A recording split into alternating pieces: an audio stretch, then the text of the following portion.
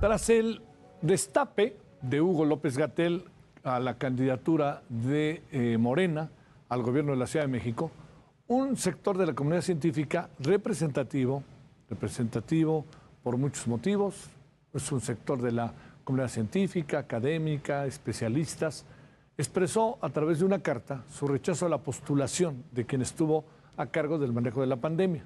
En la carta pública dijeron estos integrantes del grupo Diálogo y Ciencia y Cultura, que calificaron al señor calificaron la decisión del señor López-Gatell como un disparate y como un acto que desafía cualquier precedente de cinismo.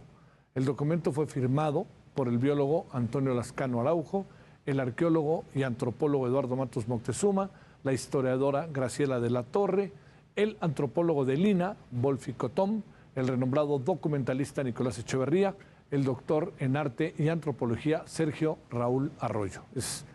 Es un grupo muy representativo de muchas cosas en la ciencia, la cultura, el arte en México.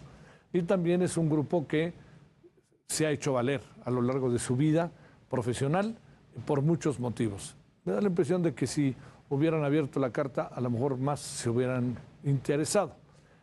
Saludamos con enorme gusto y afecto al arqueólogo Eduardo Matos Moctezuma.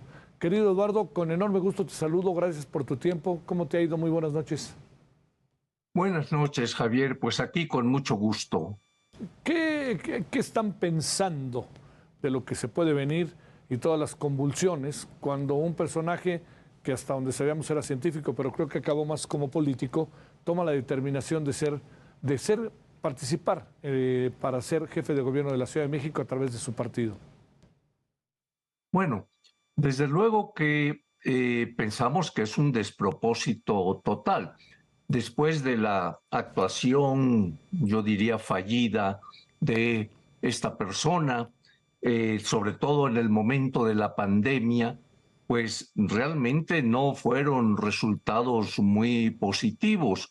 Después de 700,000 muertes por causa del virus, cuando él había comentado que 60,000 ya sería un desastre, una catástrofe, y además sus declaraciones cada vez que intervenía en alguna mañanera, en fin, pues eran realmente desafortunadas en relación a lo que se estaba viviendo por parte de la población. Entonces, tiene él todo su derecho de querer presentar su candidatura, es un ciudadano, pero creo que debería haber un mínimo de autocrítica, un mínimo de ver y de sentarse en la realidad, ¿no? Porque realmente creo que miles y miles de mexicanos estuvieron descontentos y padeciendo los efectos de este virus. Eduardo, la impresión que queda es que el personaje en cuestión tiene como sea nivel de conocimiento y en algunos casos popularidad, y luego en algunos lugares vaya hasta le aplauden. ¿Qué pensar de todo eso, de estas miradas tan singulares que tienen las sociedades sobre los personajes que la dirigen? Bueno, como dice el refrán, de todo hay en la viña del Señor, ¿no? Pero creo que después de los resultados palpables que se han podido constatar y estando esta persona al frente precisamente de esta subsecretaría y de atender estos casos y demás, pues creo que los resultados no le favorecen para nada, ¿no? Oye, digamos, también da la impresión de que hay algunos en el poder de gobierno, que con malos ojos no lo ven, lo que significa también el presidente. Sí, bueno, yo pienso que también se necesita un poco de autocrítica Claro, o un claro, mucho claro. de autocrítica para poder ver en dónde hay aciertos y en dónde hay desaciertos. Y eso es muy importante, sobre todo en un sector tan relevante como es el de salud.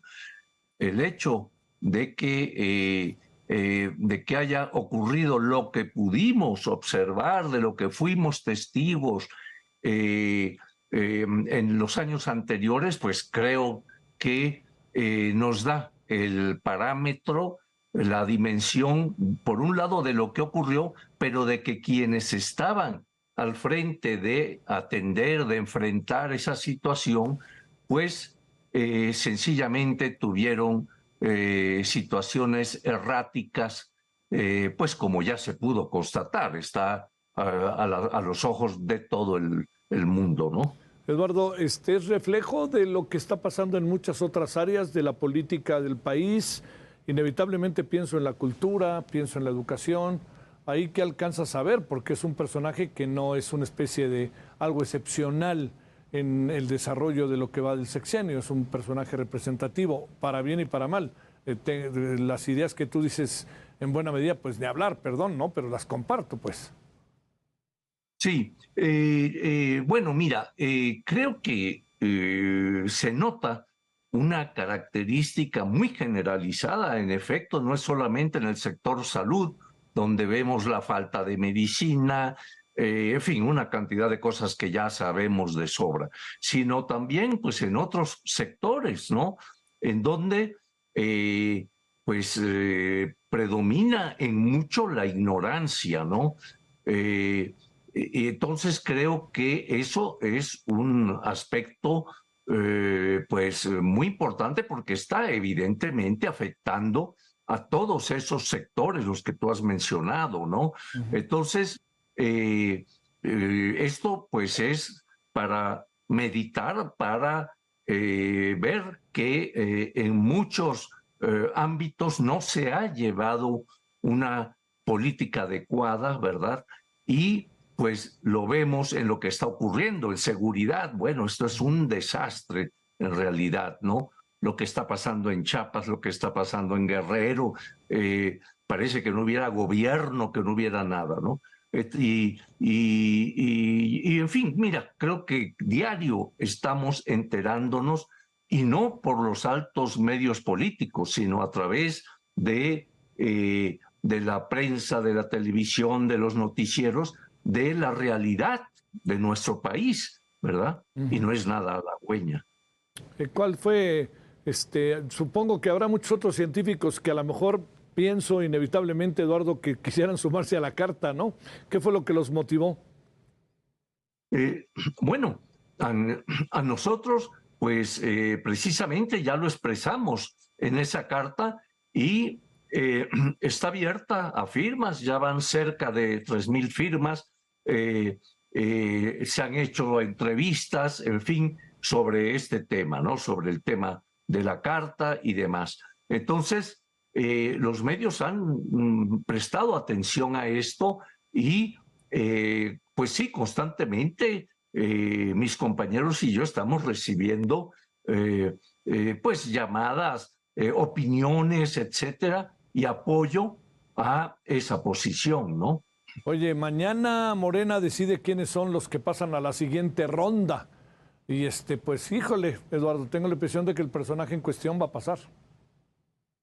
Bueno, eso nos llevaría a pensar en lo que he comentado, es decir, esa falta de autocrítica, Sí. de hacer ver que en nada ayuda a su movimiento el que un personaje así, pues, esté de candidato a, imagínate, a jefe de la Ciudad de México, o sea, sería realmente lamentable si con la pandemia, que fue una situación grave, pues el señor realmente estaba en una irrealidad total. Ahora imagínate lo que es pretender gobernar una ciudad de millones de habitantes, ¿verdad?